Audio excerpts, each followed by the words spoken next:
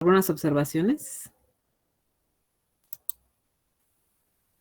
Entonces voy a compartirles el archivo. Ahí está.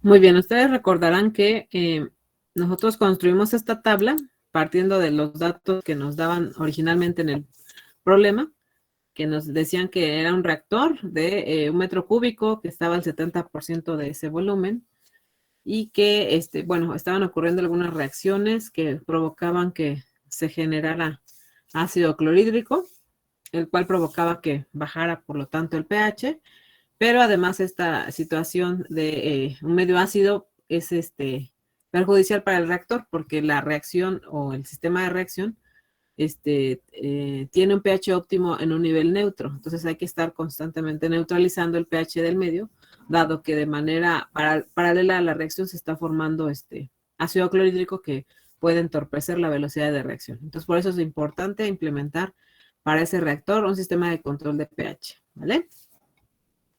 Muy bien, entonces en algún momento dado, ya que inició la reacción, empieza a acumularse el ácido clorhídrico y provoca que baje a un nivel de 2.8.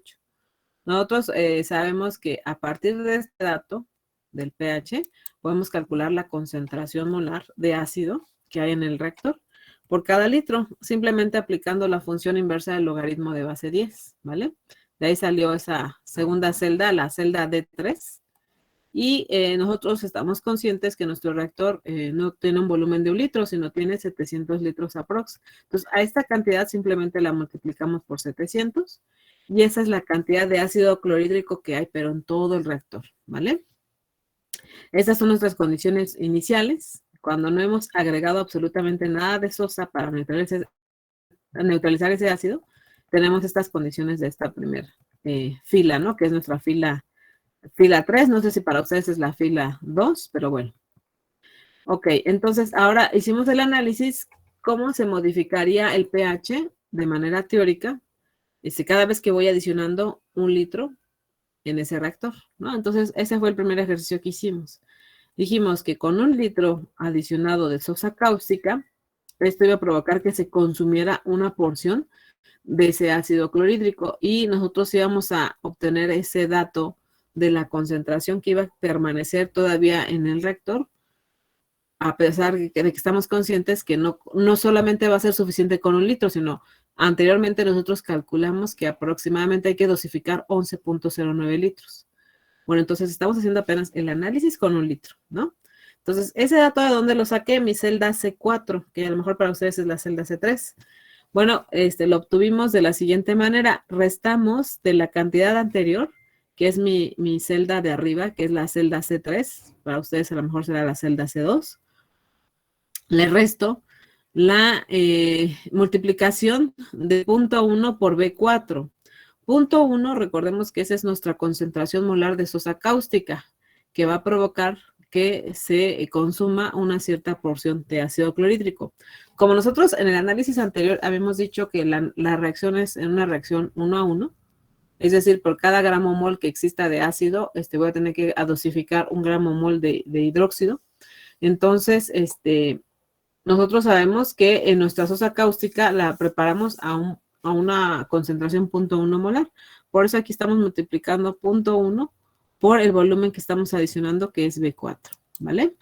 Entonces, esa cantidad es lo que habría todavía residual de ácido clorhídrico. Si ya se consumió una parte del ácido, pero no ha sido toda, ¿no? Entonces, eso es lo que todavía va a permanecer en el reactor, porque no he terminado de adicionar toda la sosa, ¿no?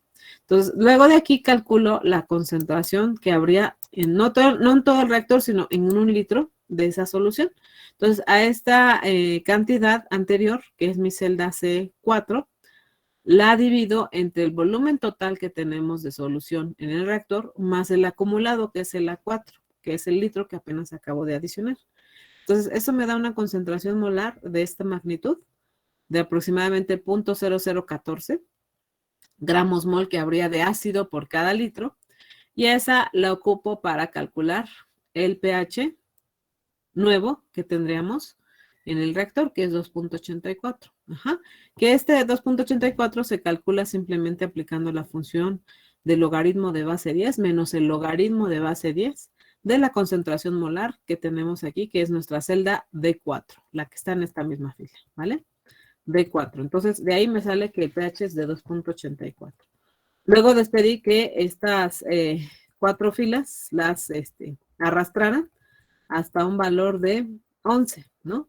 De tal manera que nosotros nos percatamos que al adicionar aproximadamente 11 litros, provocaríamos que para ese entonces apenas el pH haya subido de 2.8 a 4.88, ¿vale? Pero 11 litros no son suficientes. Según nuestros cálculos anteriores, dimensionamos que hay que adicionar 11.09425 litros de sosa cáustica, ¿vale? Para ese entonces nosotros confiamos que adicionando toda esta cantidad ya tendríamos una concentración molar de ácido clorhídrico equivalente a 1 por 10 a la menos 7, lo que da pauta u origen a que pues, nuestro pH sea de 7, ¿vale? Entonces, pues a esta altura o a este renglón en azul me representa en ese momento que nuestro medio ya no tenemos nada de ácido, ajá, ya todo reaccionó con la sosa y obtenemos ahí en ese medio una especie química de cloruro de sodio y agua, ¿no? Es lo que se formó de las reacciones, de la reacción anterior, ¿no? Entonces, después, si no mal recuerdo, empezamos a hacer el análisis. ¿Qué pasaría si ahora yo empiezo a seguir adicionando sosa cáustica y ya no queda nada de ácido? Bueno, pues un volumen aunque sea pequeño, aquí hicimos el ejercicio con 100 mililitros. Si yo agregara sosa cáustica en un volumen de 100 mililitros, esto es lo que estaría dosificando de hidróxido de sodio. Luego de esta concentración que habría total en todo el reactor, lo divido entre el volumen total y el acumulado que ya tengo para obtener una concentración molar de sosa cáustica. Y esa concentración molar la ocupé para calcular el pOH y a su vez este pOH restarlo a 14 para obtener el nuevo dato de pH, que eso es lo que hicimos aquí. Ajá. A ver, ustedes díganme si revisamos hasta ese renglón en la clase pasada y si nos habíamos quedado hasta ahí.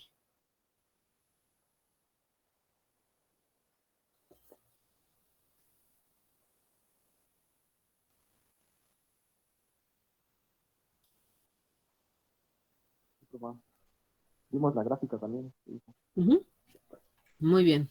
Entonces, quiero que quede claro que ahora las fórmulas que yo estoy ocupando en la zona verde me están representando el momento en el que ya no hay nada de ácido y lo que estoy haciendo es dosificando más sosa para ver qué pasa con el pH, ¿no? Entonces, aquí nosotros ya hicimos el ejercicio, cómo se incrementaría el pH de 7 a 9, simplemente agregando 100 mililitros de sosa cáustica. Ajá. Y hicimos el ejercicio ahora que hubiera pasado si también, aparte de esos 100, agrego un litro más de sosa cáustica. Entonces, al agregar un litro más de sosa cáustica, provoco que entonces se tenga un, un volumen, perdón, una concentración molar, como la que estamos representando aquí en D17, y de nueva manera, o de nueva forma, perdón, nuevamente calculamos el pH en ese sistema, sabiendo de antemano que yo tengo que calcular primeramente el pOH para poder calcular el pH, ¿no? Entonces, esto hace que el pH suba de 9 ahora a 10. Ajá. Y obtenemos esta gráfica, ¿vale? Entonces, en esta gráfica, en la zona de las X, o en el eje de las X, perdón, tenemos al flujo de sosa cáustica que he adicionado, y en el eje de las Y tenemos al pH, ¿vale? Entonces, aquí hay que remarcar varios aspectos. Uno, cuando nosotros tenemos que neutralizar el pH en un sistema, ajá, en este caso lo estamos ejemplificando para un reactor, podemos observar claramente cómo se presenta una zona de amortiguamiento, es decir, en donde prácticamente no cambia mucho el pH, ¿vale? Y podemos observar claramente cómo a partir del volumen de 10 litros empieza a cambiar la pendiente de esa curva. Ajá. Dramáticamente subimos entre el valor de 10 y 11 litros, subimos de tener un pH de cercano a 3, ya subió casi a 4, ¿no? Cuando estamos aquí en el volumen de 10 litros. Y cuando saltamos de 10 a 11, ya el incremento va a 4.88, que era lo que tenemos acá, ¿no? De 3.8 saltamos a 4.88 entre 10 y 11. Entonces aquí ya también vemos un cambio dramático de la pendiente de nuestra curva de neutralización. Y lo más interesante aquí está en esta región en donde está el punto de neutralización, en donde tenemos el pH de 7. Aquí es claramente evidente para todos ustedes que esta zona es la más crítica de este proceso. Por eso es importante que conozcan la dinámica de estos procesos. ¿Por qué? Porque aquí claramente nosotros observamos que con tantito que me falte, nunca voy a alcanzar el pH. Aquí ya estoy en 11 litros y sin embargo aún no alcanzo el pH de 7. Y si me paso por unos mililitros, 100 mililitros más, hicimos el ejercicio, vean cómo se dispara el pH de 7 a 9. Entonces, esta región es lo que hace complejo la implementación de un sistema de control basado en el control clásico que han estado estudiando a lo largo de estos semestres en la carrera. El intentar linealizar estos sistemas es bastante desafiante y además, desde el punto de vista práctico, no es tan funcional. A lo mejor en condiciones muy controladas de laboratorio sí podemos implementar estas estrategias de control, por ejemplo, un PID puede funcionar bien, pero en condiciones bien controladas, ¿no? Sin embargo, les digo, lo que ha estado funcionando más son estrategias basadas en control neuronal, con redes neuronales o bien control difuso, ¿vale? Basados en lógica difusa. Y bueno, entonces esto es lo importante y lo desafiante, ¿no? Que es un sistema estrictamente no lineal, pero como primera reflexión. Segunda, es de que necesito un elemento final de control muy preciso, de tal manera que no me dosifique ni de menos ni de más, sino me dosifique de manera muy exacta, ya ni precisa, más bien, de una manera muy exacta, ¿vale? Entonces aquí el elemento final de control juega un papel fundamental para que podamos implementar de manera exitosa en la parte práctica este tipo de sistemas, ¿vale? Bien, ese es por un lado. Por otro lado, ahora vamos a hacer otra reflexión. Insisto, ¿por qué es importante que ustedes se involucren en la dinámica del proceso y en todos los parámetros que estamos analizando? Bueno, ya nosotros sabemos que el control de pH es un sistema estrictamente no lineal, además de que no me va a funcionar mucho una estrategia de control clásica, entonces me voy a tener que ir por estrategias de control no convencionales, como lógica difusa, o ya dijimos redes neuronales, y además necesito un elemento final de control muy, muy preciso.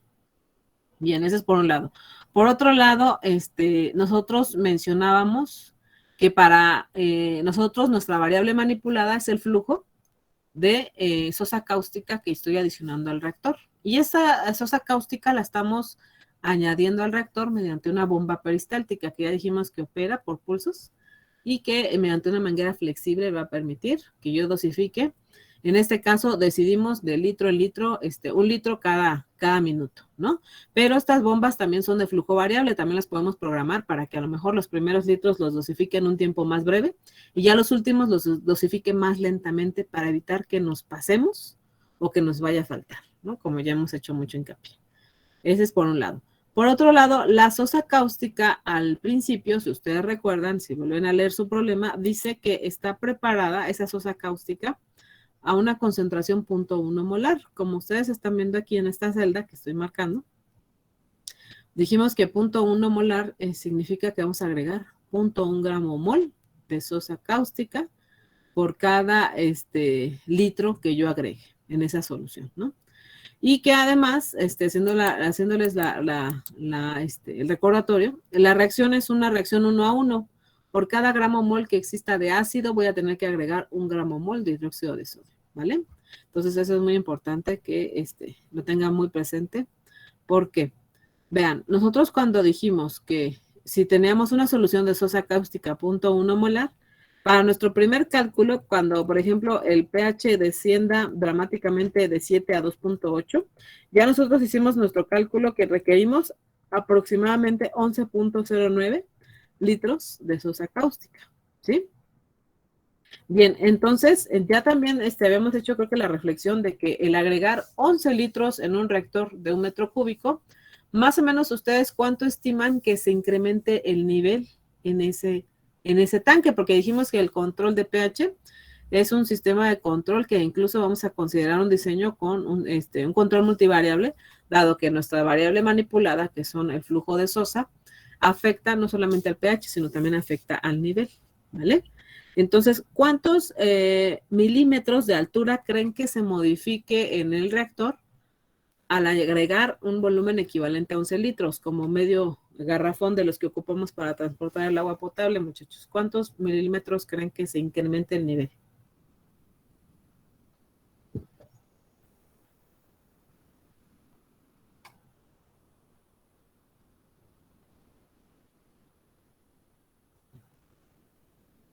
Si está clara mi pregunta o la vuelvo a plantear. No sé, díganme ustedes. Cuando no quede claro algo, por favor, díganme.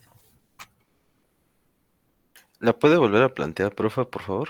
Ok, imaginen ustedes que tienen un reactor del tamaño del tinaco de su casa, ¿no? Entonces ya dijimos que en ese reactor hay un volumen de 700 litros de solución. Entonces, la primera vez que empieza a cambiar el pH en ese sistema, vemos que baja de 7 a 2.8. Entonces ya nosotros hicimos el cálculo y dijimos, ok, agregando 11.09 litros de sosa, vamos a neutralizar ese ácido que hay y vamos a volver a subir el pH a 7. Ok, entonces, imaginen que ustedes tienen en ese tinaco, como el tamaño de un tinaco, esa solución y que van a agregar ahora 11 litros. Díganme ustedes más o menos cuánto estiman que suba el nivel del tanque cuando agregamos a 700 litros 11 litros.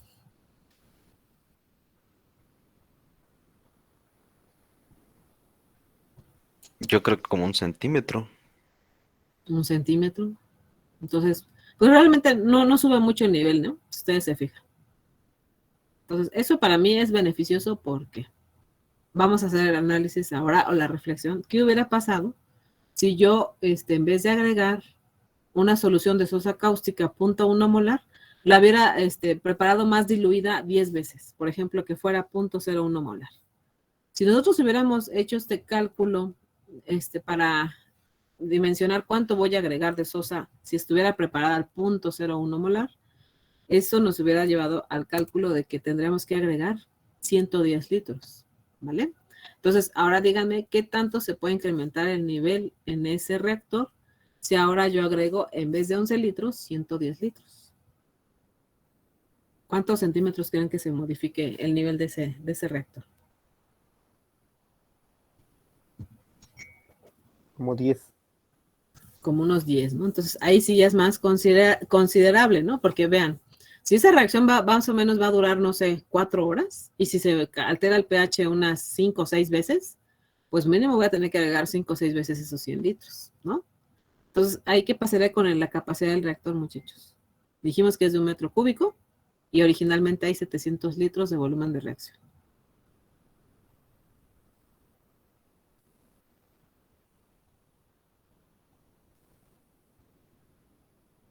Imaginen que yo agrego 4 veces esos 100 litros. ¿Qué va a pasar con el volumen del reactor? Se va a desbordar, ¿no? Exactamente, se va a desbordar, correcto. Y si ingenuamente hubiera pensado que era más fácil agregar una solución más diluida, unas 100 veces más diluida que la original, vean, con el primer cambio de pH, hubiera tenido que agregar 1000 litros, 1100 litros, si yo hubiera preparado una solución, una milésima de molar. Déjenme le contesto a mi jefe porque me está marcando. Permítame tantito, chicos.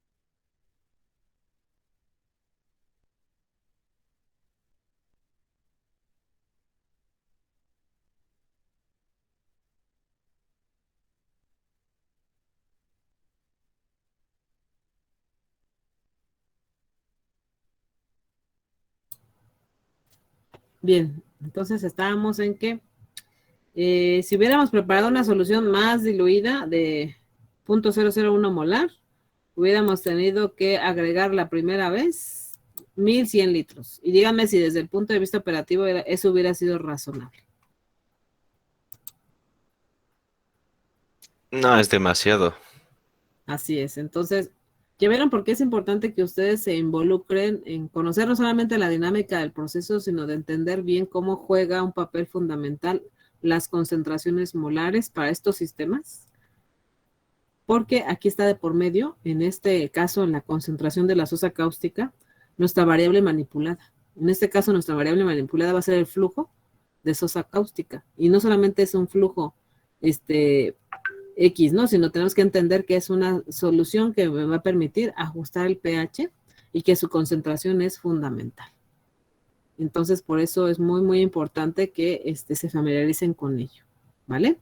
Por el contrario, vámonos al extremo. ¿Qué hubiera pasado si en vez de prepararla al punto 1, la preparo 10 veces más concentrada? Es decir, 1 molar. Bueno, pues agregar, en vez de 11 litros, 1.109 litros, a lo mejor pareciera más fácil. Pero, ojo, aquí el tener una solución más concentrada, pues me implicaría tener un elemento final de control, una bomba peristáltica mucho más exacta. Si ya me paso de más una gotita o me falta una gotita, pues nunca voy a alcanzar el pH, ¿vale? Y a lo mejor me sale más costosa la bomba que va a dosificar de 1 litro exactamente, 1.109 litros, a lo mejor me sale mucho más cara que la bomba que yo requiero cuando hice mi selección a una concentración 0.1 molar, ¿vale? Entonces también ahí esto es crítico. Ya ven que en los procesos no solamente nos piden bueno, bonito, sino también barato, ¿no? Y a veces tenemos la limitante del presupuesto que tenemos para la implementación de un proyecto, la actualización de la tecnología que vamos a manejar en un proyecto. Entonces, pues aquí yo no me iría tampoco por la de 1 molar porque sí implicaría un elemento final de control, en este caso una bomba peristáltica mucho más exacta. Y a lo mejor esto eleva bastante el costo que si yo manejo la bomba que va a dosificar 0.1 gramos mol de sosa por cada litro, ¿no? Entonces, vean las ventajas y desventajas que también implica ello, ¿no? Entonces, ¿por qué le desmenuzamos hasta este punto el problema? Porque pues ustedes a veces son los que van a decidir la compra, ¿no? Los que van a sugerir la compra o los que van a buscar la mejor opción para un proceso. Y no solamente es saber control, sino también saber todo lo que implica desde el punto de vista operativo el arranque y una implementación exitosa, ¿vale? Muy bien, muchachos. No sé si quedaron dudas. ¿Quedó claro este problema, muchachos? ¿Fue complicado? ¿Lo están asimilando? Ustedes díganme. ¿Cómo sintieron este problema?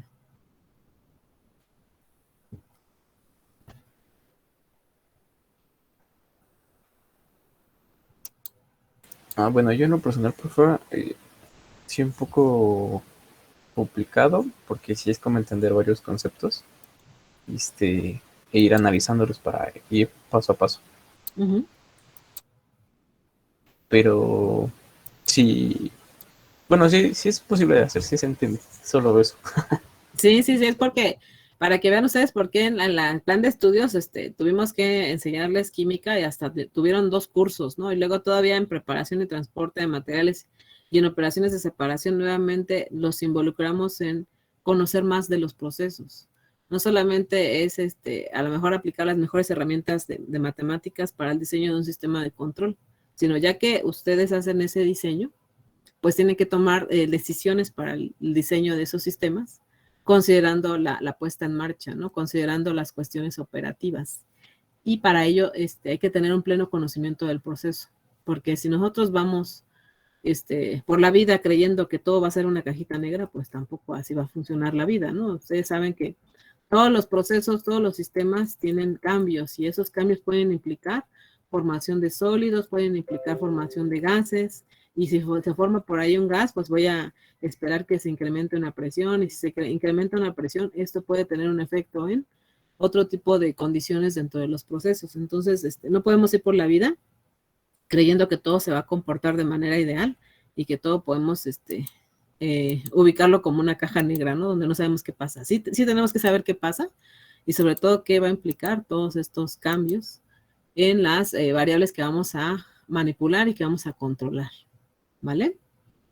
Entonces, pues yo espero que con ellos se lleven esta reflexión y esa tarea de que por eso no cualquier persona se mete a un grado de especialización para hacerse el experto en los sistemas de control de pH. Ya los que saben desde el punto de vista aplicativo cómo implementar un sistema de control de pH, pues es que ya tienen bastante experiencia al respecto, ¿no? Y para ello ustedes ya vieron que es importante meternos un poco desde la parte de la reacción, entender la naturaleza del proceso, saber qué variables voy a ocupar para manipular y en función de ello controlar, en este caso, esta variable de pH, ¿no? Entonces sonará a que este tipo de proyectos y desarrollos puedan tener un éxito si trabajan de la mano igual con un procesero para que pueda el conocimiento también de ellos ayudarles a esa implementación, ¿vale? Pero no es nada del otro mundo, ustedes ya se fijaron que lo más importante es saber exactamente qué analito se está formando y cuál es el efecto que tiene en el pH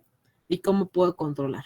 Esa es la clave para que puedan ustedes hacer esa implementación. Ya de antemano conocen que la dinámica de ese proceso tiene esta forma y que pues, hay que tener bastante cuidado en la zona crítica en donde está la vecindad de lo que es el valor de pH de 7. Esto ya nos lleva a la reflexión que el elemento final también juega un papel muy importante, así como las concentraciones de las soluciones que yo voy a ocupar para dosificar esos reactivos, ¿vale? Entonces no es nada del otro mundo, nada más es cuestión que se acostumbren y entiendan que pues también no es tan arbitrario ni tan sencillo, ¿no? Sino se implica bastantes aspectos a considerar y analizar para poder realizar una propuesta o un diseño, ¿vale? Muy bien, entonces dijimos que como tarea, nada más que ya no se los puse en el Classroom, la fecha concreta en la que me tienen que entregar su diagrama, su propuesta de DTI para este sistema, para este problemita y la entrega de su curva, ¿no? Así a ustedes cómo les salió esta curva. ¿Les quedó igual? ¿Hubo ahí algún, ¿cómo se llama? Alguna variante de esta curva? Entonces, eso es lo que voy a revisar en su tarea, ¿vale? Muy bien, entonces Rafa, con esta parte cerraríamos el tema de pH. Sí, Eric. entonces nada más podemos sacarle una captura a la gráfica y nada más con eso. Me pueden mandar incluso su archivo de Excel que trabajaron y el diagrama de, si lo hacen en AutoCAD o en algún otro software de diseño, sí les pido que me lo manden en PDF para que yo lo pueda leer, ¿vale?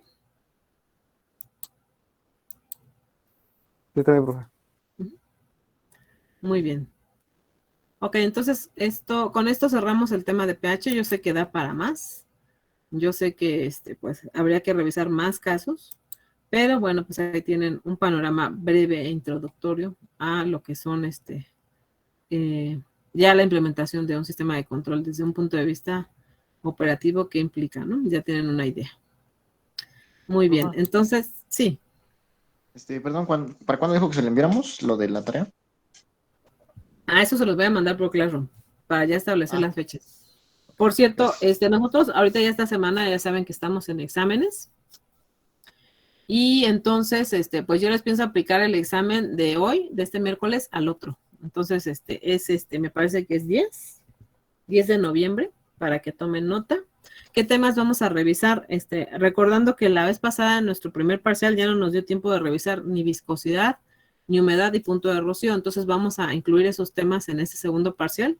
Repito, viscosidad, humedad. Ya vemos que, ya vieron ustedes que en humedad vimos el tema de punto de rocío.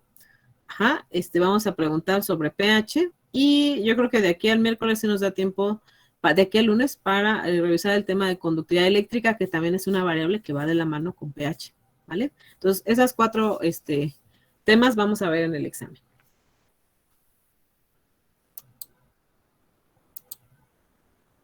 Muy bien, entonces voy a continuar con la presentación. También la estoy terminando porque estoy haciendo unas actualizaciones de las versiones anteriores. Entonces, yo creo que para hoy mismo ya tienen esta presentación para que también ya vayan estudiando, ¿vale?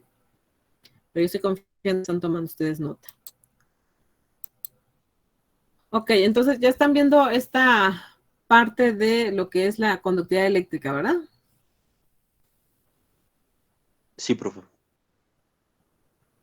Muy bien, muchas gracias. Entonces, este tema es un tema que hemos estado tocando de manera indirecta desde que vimos lo de pH.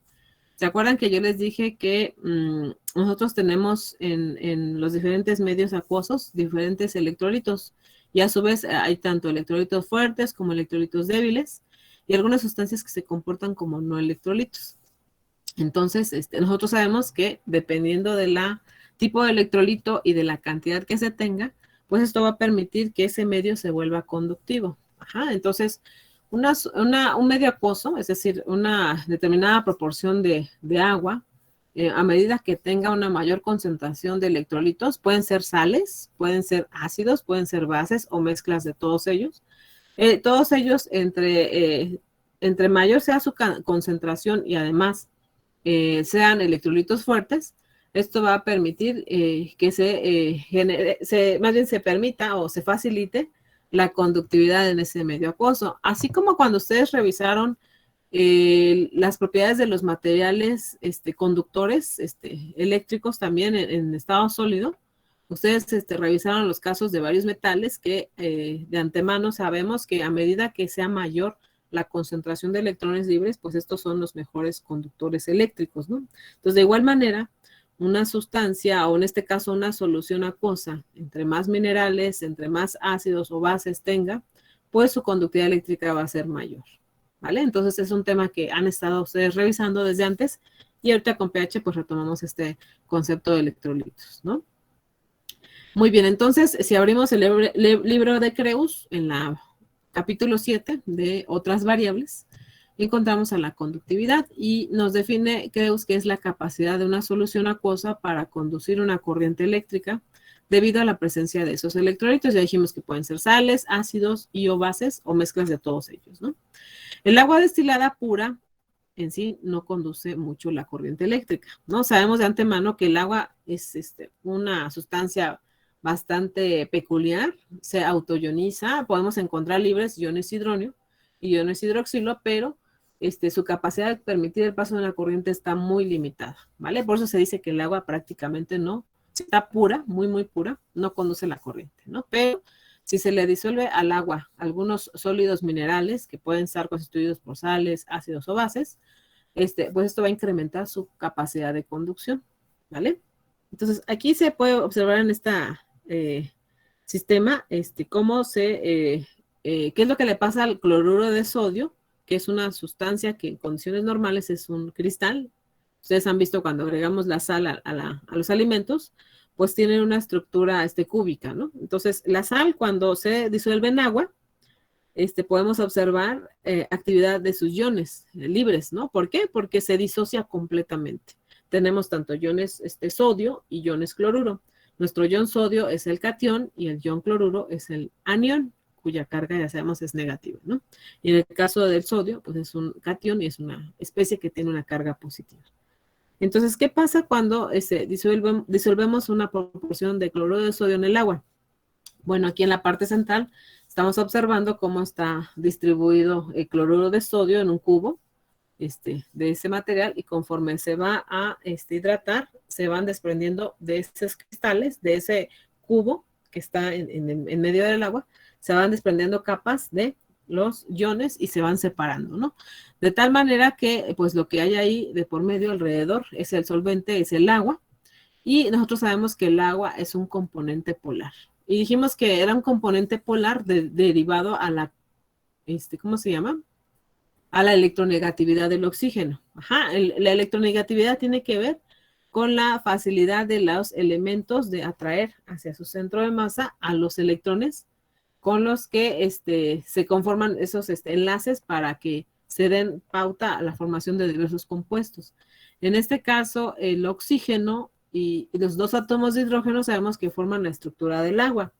El hidrógeno, ya se ha mencionado varias veces, que es la única especie en el universo que contiene en su orbital un solo electrón y es el que comparte con otras especies químicas como el oxígeno para formar un enlace covalente.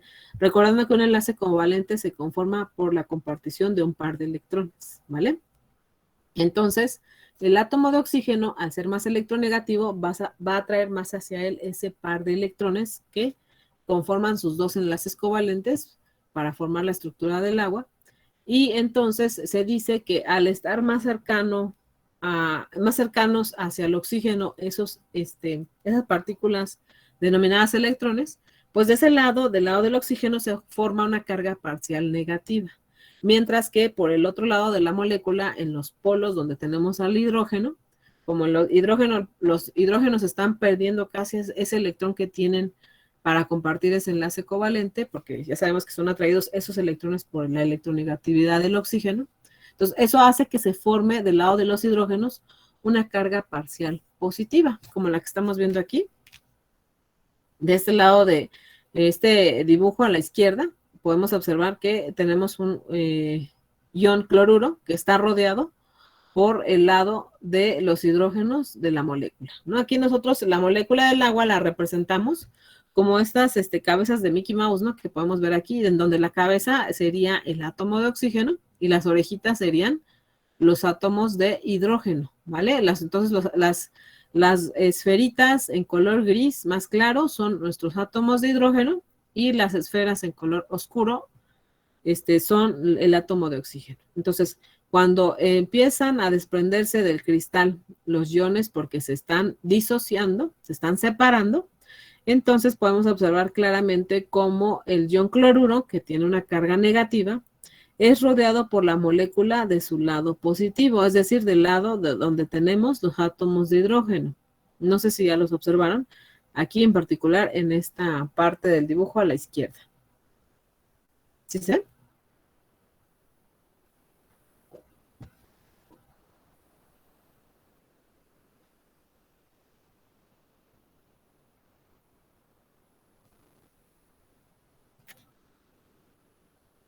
¿Sí se ve o no se ve?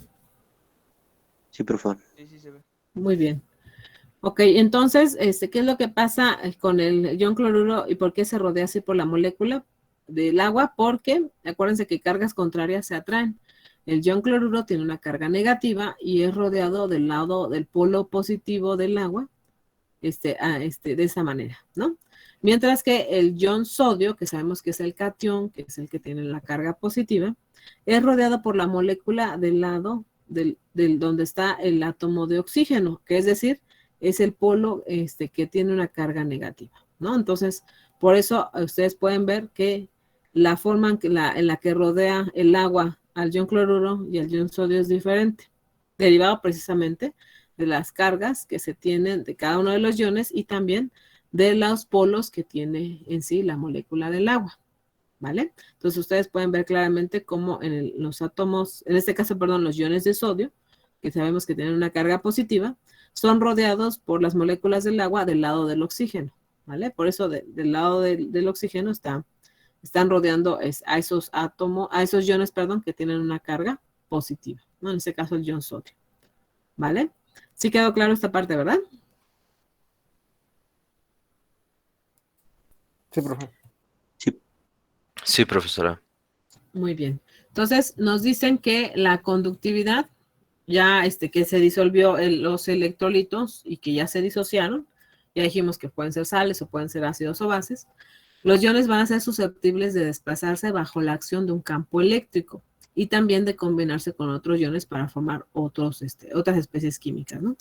En este caso, la conductividad de los iones es función de su concentración y de su movilidad, de tal manera que dos electrodos a tensión sumergidos en un líquido en el que hay cloruro de sodio, se va a generar el siguiente fenómeno.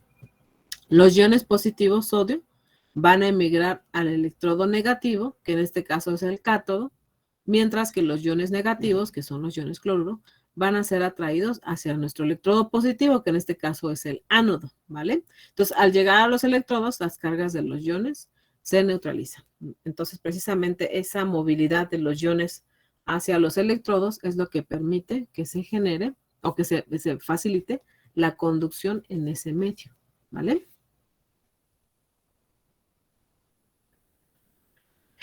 De esta manera se establece que la corriente a través de la solución y del circuito eléctrico exterior va a depender de 4 factores.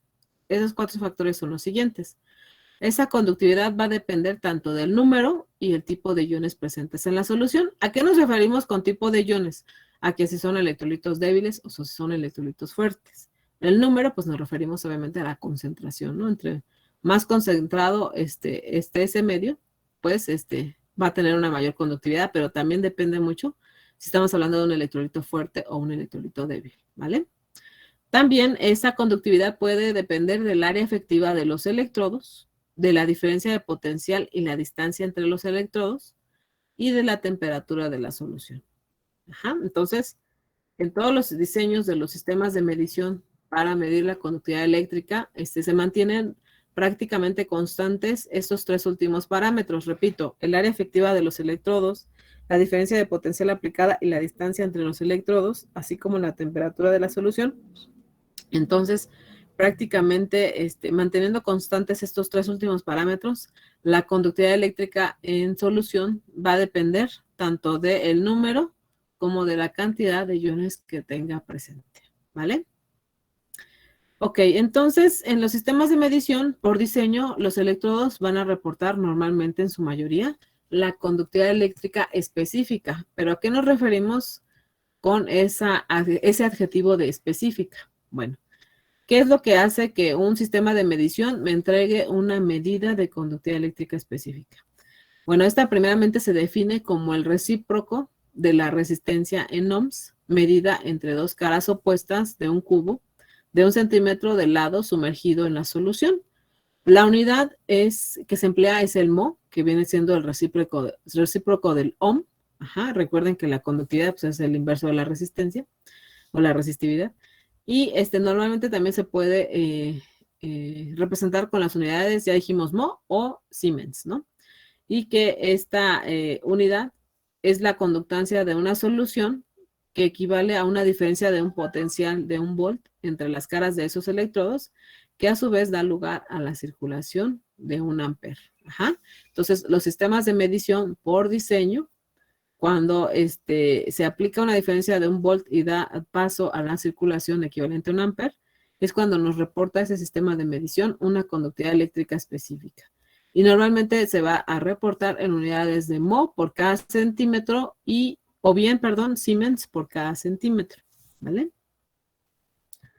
Muy bien, entonces aquí en esta tablita observamos lo que es la conductividad eléctrica específica en varios medios. Ajá, aquí para empezar, en esta escala de la parte superior tenemos lo que es la resistencia específica, representada en ohms por cada centímetro, o bien la conductividad específica reportada en micromhos, que es el inverso del ohm, por cada centímetro, o lo que vendría siendo equivalente a microsiemens por cada centímetro, ¿vale? Entonces ya nos dijeron que el agua ultra pura, permite en un sistema de medición tener una conductividad eléctrica, sí, pero en una mucho menor magnitud en comparación con otros medios. Sabemos que el agua por sí sola se autoioniza y podemos tener actividad de sus iones, tanto hidronio como ion hidroxilo, pero esa actividad es muy bajita, de tal manera que la conductividad eléctrica específica es de una magnitud de aproximadamente 0.1 micromhos o microsiemens por cada centímetro. El agua destilada, que es sometida a otro tipo de tratamientos, diferente a lo que es el agua ultra pura, con los procesos de destilación, se logran remover una buena cantidad de minerales, pero no todos. Entonces, por eso nos van a quedar algunos residuos de minerales que provocan que su conductividad obviamente sea hasta unas 10 veces mayor que el agua ultra pura, de tal manera que vamos a tener una conductividad en orden de magnitud de aproximadamente 1 micromho por cada centímetro. Ajá, todo dependerá del origen del agua, ajá, para que podamos tener unas ligeras variaciones respecto a esta concentración. Por otro lado, el agua normal que nosotros consumimos, que es un agua purificada, potable, que fue sometida a diversos tratamientos, pero no se le removieron mucho los minerales. Entonces es un agua que va a tener una conductividad de unas 100 veces en comparación con el agua destilada, ¿vale? Entonces el agua que nosotros normalmente consumimos, que es el agua potable, pues normalmente puede tener una conductividad de 100 micromhos por cada centímetro, ¿vale? incluso nuestro equilibrio de electrolitos en el cuerpo, muchachos, se pudiera ver afectado si consumiéramos agua destilada o agua ultra pura. Ajá. Entonces, esa agua nos haría daño porque nos provocaría desequilibrio en nuestros electrolitos. Por eso es importante que no beban el agua destilada por mucha sed que tengan y que sea muy tentador por ahí un garrafón de agua destilada. No tomen el agua destilada porque sí les puede provocar por lo menos una buena diarrea por el desequilibrio de electrolitos que ustedes tendrían, porque es un agua que tiene mucha menor cantidad de minerales en comparación con el agua potable. Por otro lado, ¿qué pasa si al agua le agrego electrolitos? Pues obviamente su conductividad se va a incrementar y aquí se ve claramente el caso de una solución 0.05% de cloruro de sodio. Una solución 0.05% de cloruro de sodio, pues su conductividad va a ser ya de 10 veces más que la que tiene el agua normal, el agua potable. Ajá. Aquí nos dice que su conductividad va a ser como del orden de los 1000 micromos o microsiemens por cada centímetro. Mientras que el agua de mar, que ustedes saben que los que han ido a la playa y que saben nadar, y aunque sepan nadar o no sepan, se han llevado su buchecito de agua de mar, ¿no? Y saben que tiene un sabor bien característico, es un agua muy salada. El agua del mar aprox va a tener en promedio entre 3 al 5% de sales disueltas, que además son de diferente tipo, no nada más son cloruros. Tienen sales de sulfatos, de carbonatos, tanto de calcio como magnesio y otros minerales, ¿no? Entonces, ahí el agua de mar es una mezcolanza de varios electrolitos y su conductividad eléctrica va a alcanzar el orden de los 100,000 micromos por cada centímetro, ¿no? Y todavía el mar muerto es un mar que es más salado todavía que el que hay en la mayoría de las playas en el mundo. Por otro lado, una de las sustancias con una mayor conductividad eléctrica precisamente es el ácido sulfúrico al 30%. Ese tipo de sustancia es un reactivo, un agente químico que su conductividad va a estar en el orden de pues 1,000,000 de micromos por centímetro, que si lo convertimos sería como un mo por cada centímetro o un Siemens por cada centímetro. Ya estamos hablando de una sustancia que es muy, muy conductora, ¿no? En este caso, el ácido sulfúrico, que además tiene la particularidad de ser un electrolito fuerte, el cual se disocia completamente en un medio acuoso y por lo tanto tenemos actividad iónica del ion sulfato y del ion hidronio que conforman esa estructura del ácido sulfúrico, ¿vale? Muy bien, y entonces, ¿qué importancia tiene la conductividad eléctrica? Bueno, ya dijimos que va de la mano con pH también, pero pues hay mucho interés en particular para no solamente medir la conductividad, sino también controlarla en varios procesos. Ejemplo de ello, por ejemplo, valga la redundancia, está en el caso de la electrólisis, ya que este proceso, por el consumo de energía eléctrica que requiere, depende en gran medida de la conductividad. En el caso de los estudios de laboratorio para determinar el contenido de sal de varias soluciones durante la evaporación, por ejemplo, del agua, tal es el caso de las aplicaciones en calderas o, por ejemplo, en la producción de la leche condensada, la leche evaporada. Este tipo de procesos, pues, nos va a ayudar mucho el estar midiendo la conductividad en esos medios. Ustedes saben que las calderas, cuando tienen el agua que se ocupa para formar el vapor, tiene una gran cantidad de minerales, esto va a provocar que al hervir el agua se generen espumas y que desde el punto de vista operativo afecte las condiciones de la caldera. Entonces ahí tenemos que cuidar mucho las propiedades físico-químicas del agua que vamos a alimentar a esos sistemas, ¿no? Entonces ahí hay que tener bastante cuidado en no solamente medir, sino retirar, aplicar ciertos tratamientos al agua para remover la mayor cantidad de minerales y de esta manera podamos tener un agua que cumpla los requerimientos de ese proceso para evitar problemas operativos por la formación, por ejemplo, de espumas, ¿no? Porque así ustedes, no sé si recuerdan que cuando ponemos a hervir la leche en la lumbre, así en una ollita, va a llegar un punto en que llegamos ahora sí que al punto de ebullición y empieza a formar una espuma, ¿no? Y esa espuma luego en la cama se vuelve cada vez más alta y hasta se puede desbordar del recipiente. Lo mismo pasa en una caldera. Un agua que tenga un alto contenido de minerales va a provocar que se formen espumas en la caldera y esto también va a traer como consecuencia una calidad pobre del vapor. Entonces eso no lo deseamos y por eso vamos a medir y controlar la conductividad eléctrica en las calderas, ¿no? En el estudio de las basicidades de los ácidos, dado que pueden ser determinadas por medio de la conductividad, aplicaciones de agua pura y ultrapura para el monitoreo y control, por ejemplo, de intercambiadores iónicos, en la parte de ósmosis inversa, en la destilación, en la electrodesionización, en el agua para inyectables, ¿no? Para la industria farmacéutica. Ustedes saben que hay varios remedios, hay varios antibióticos y sustancias que normalmente se conservan mejor en cristales, en forma de cristales, y que se tienen que comercializar con unas ampolletas con agua, que está obviamente tratada, es un agua pura, para que se mezcle con ese medicamento y se pueda inyectar, ¿no? Entonces, estos viales que se distribuyen con ese tipo de medicamentos, pues son claves porque son el medio por el cual vamos a aplicar ese tratamiento mediante una inyección a un paciente, a una persona, a un animal, dependiendo de a dónde esté dirigido, a qué sector este fármaco, ¿no?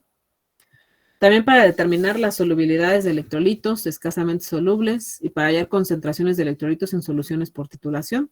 De alguna manera hay una forma de poder obtener una estimación de la composición o concentración de minerales midiendo la conductividad, ¿no? Entonces también esto nos va a permitir tener esa información del proceso, ¿no? ¿Cuál es la concentración de minerales que indudablemente está relacionada con esa conductividad? En acuicultura, por ejemplo, el nivel de salinidad para el desarrollo de las almejas es fundamental. Si el agua que ocupamos para el desarrollo y crecimiento de esas almejas en algunos cultivos no cumple los requerimientos de salinidad, pues obviamente no van a desarrollarse de manera adecuada esas especies marinas que incluso las comercializamos porque nos las comemos en los cócteles, los ocupamos como alimentos, vaya. En la parte de purga de las calderas.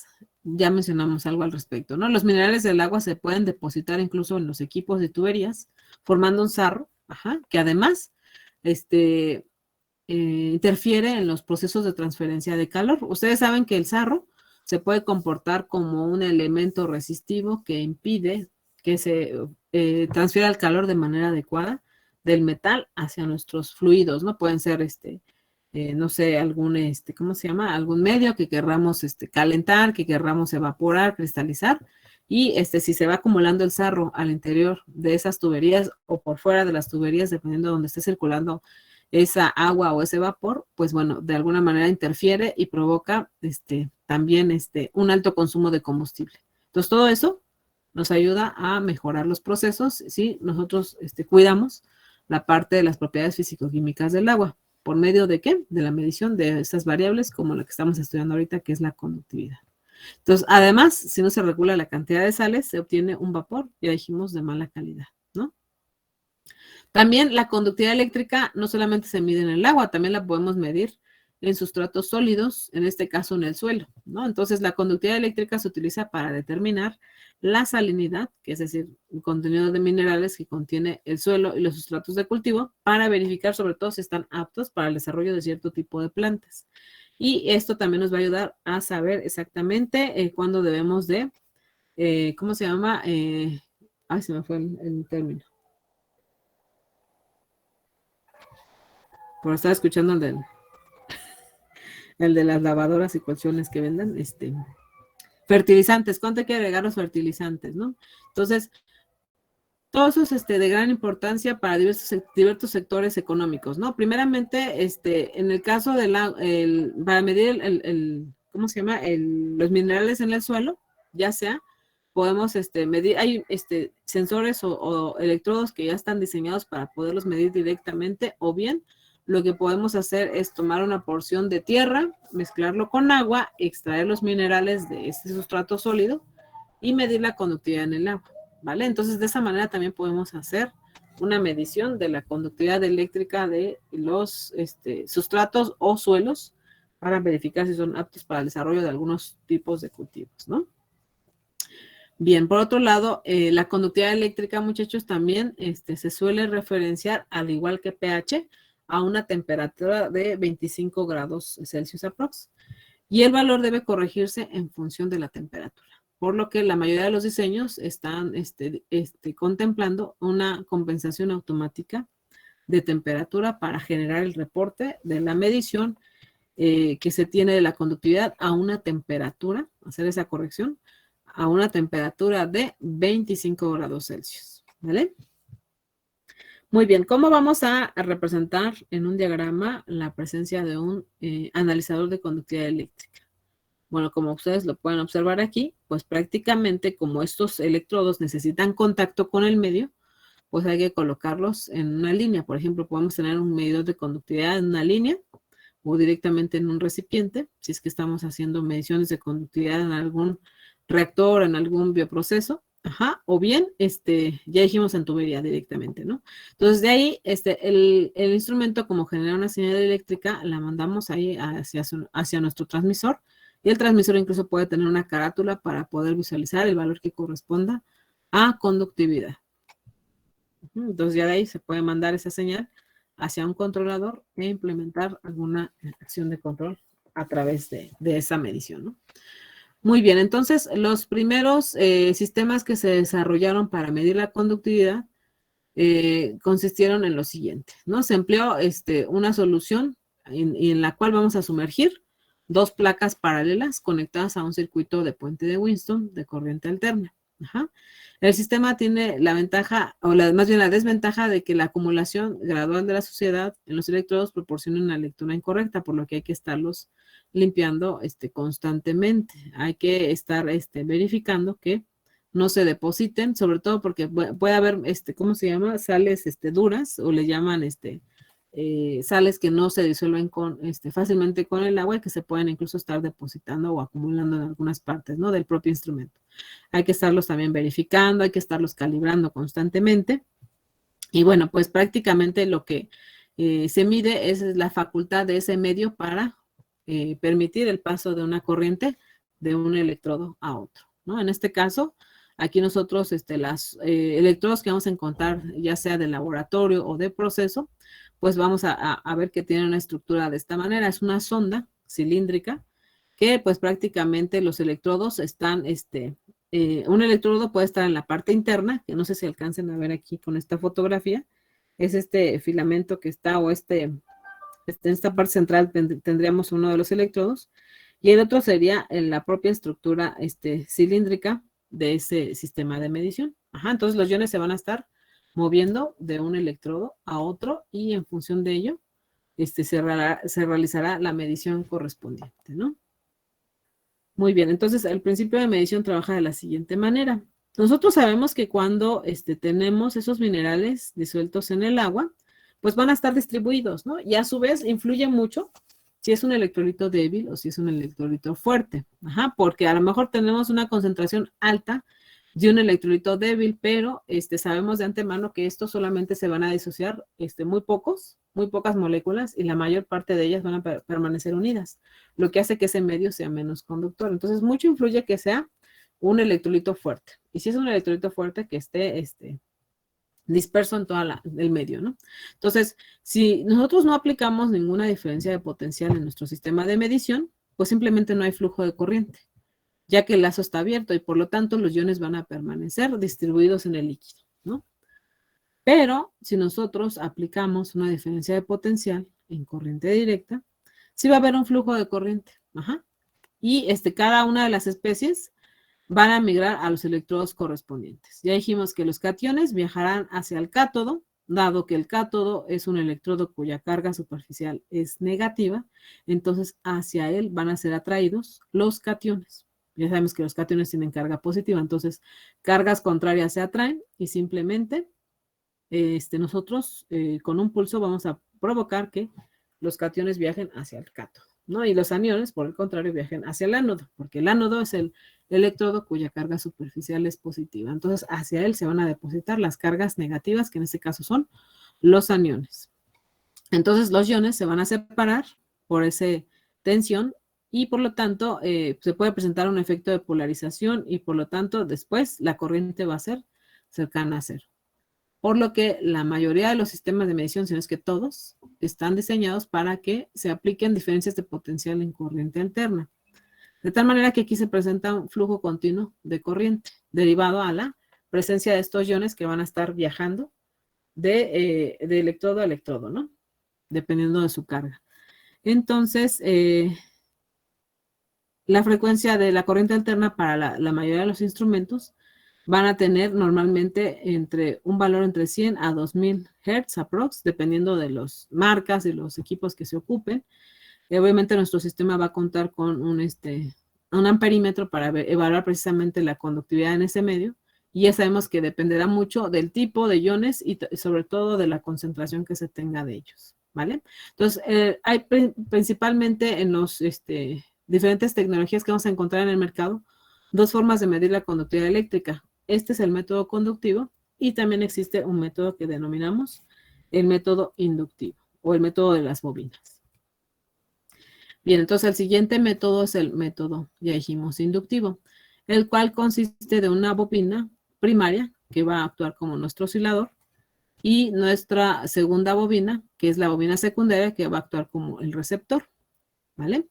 Entonces, si ustedes se fijan, estos electrodos, vamos a identificarlos luego, porque tienen una forma de una donita, ajá, como esas pastillitas que venden de los dulces de los salvavidas, no sé si todavía los venden. Pero bueno, el electrodo va a tener una recubierta incluso de plástico y vamos a ver que tiene una forma en su punta de una dona, ¿vale? Entonces, internamente ahí vamos a ver instaladas nuestras dos bobinas de nuestro sistema de medición. Ajá. Entonces, la transferencia de energía del campo magnético alterno en la bobina primaria se va convertido en una corriente alterna en el líquido electrolítico. Ya sabemos que aquí hay iones libres, ¿no? Entonces, esto va a provocar una corriente inductiva que será captada por nuestra bobina secundaria. Ajá. Con la medición inductiva, aquí tenemos una ventaja de que no hay un contacto eléctrico directo con el medio en el que estamos haciendo las mediciones. Y por lo tanto, electrodo es ideal, sobre todo cuando estamos trabajando con medios muy corrosivos, donde tenemos una elevada concentración de ácidos o de medios alcalinos. E incluso podemos tener medios bifásicos en donde se tengan, no sé, presencia de sólidos en ese medio acuoso, que indudablemente como se genera una movilidad de los iones a través de este sistema de inductivo, pues prácticamente nunca se depositan la suciedad ni los materiales en nuestro electrodo, dado que por sí solo genera una movilidad de nuestros iones. Ajá. Entonces, sistema de medición va a ser alto para concentraciones muy altas.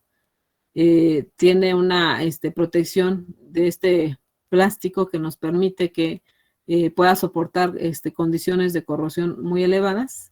Entonces, es ideal para ese tipo de aplicaciones. Repito, es muy adecuado cuando ¿cómo se llama? La concentración de minerales es muy alta y además estamos en contacto con medios muy corrosivos. Si nuestra aplicación nos lleva a que tenemos que medir conductividades muy, muy bajas, es preferible mejor el método conductivo, ¿vale? Cuando se tienen que hacer aplicaciones de medición de conductividad en agua muy pura, agua destilada, estos procesos que comentábamos, ¿no? De ósmosis inversa, de destilación, el agua que se emplea para los inyectables de medicamentos, es más preferible ocupar este método conductivo que el método inductivo que está diseñado para atender otras necesidades, ¿no? Bien, aquí tenemos otro conductímetro que trabaja bajo el principio conductivo. Ajá. Tenemos electrodo que nos permite medir la conductividad de 0 a aproximadamente 19.99 milisiemens por cada centímetro. Si nosotros nos vamos a las magnitudes de milisiemens, vamos a regresarnos a nuestra tablita, que sería en el orden de los miles, ¿no? De aquí, más o menos como para aplicaciones limitadas hasta soluciones muy diluidas, ¿no?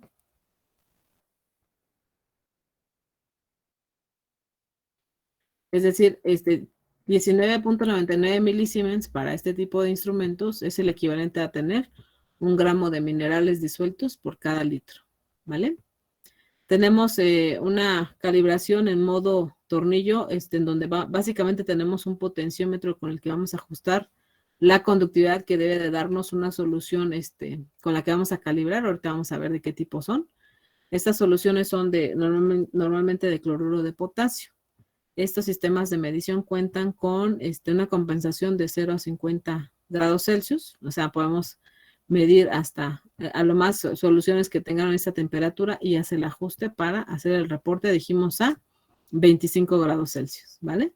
Entonces, bueno, pues este es un sistema de medición que además es portátil, que es alimentado con una batería de 9 volts y, bueno, principalmente nos ayuda a medir la conductividad en suelos, ¿no? Directamente.